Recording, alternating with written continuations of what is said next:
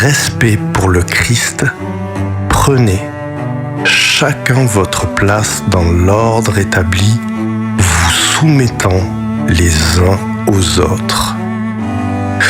Vous, épouses, apprenez à vous soumettre à votre mari et à le servir comme vous le faites pour le Seigneur. Le mari est le chef de la femme comme le Christ est le chef de l'Église. Aussi bien qu'il est le sauveur de son corps, dont il assure la vie.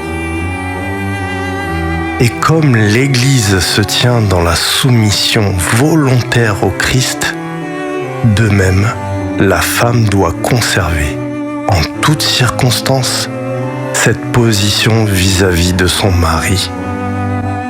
Pour les maris, cela implique qu'ils portent à leur épouse le même amour que celui dont le Christ a aimé l'Église.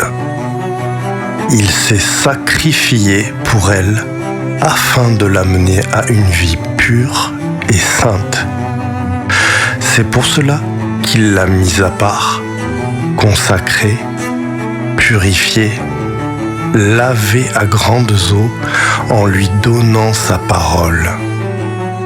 Il a voulu que cette Église soit placée à ses côtés comme une fiancée resplendissante de gloire et de beauté, sans une tache, sans une ride, sans aucun défaut, sainte, digne de Dieu et irréprochable. Oui, c'est ainsi que les maris doivent aimer leur femme. Au fond, pour un époux, aimer son épouse, c'est aimer son autre moi, donc s'aimer soi-même. Or, personne n'est si insensé qu'il haïsse son propre corps. Au contraire, chacun le nourrit de son mieux et l'entoure de soins. C'est exactement ce que le Christ fait pour son Église, c'est-à-dire pour nous. Ne sommes-nous pas les membres de son corps, os de ses os, chair de sa chair? C'est pourquoi l'homme délaissera père et mère pour s'unir à sa femme, et les deux ne feront plus qu'un seul être.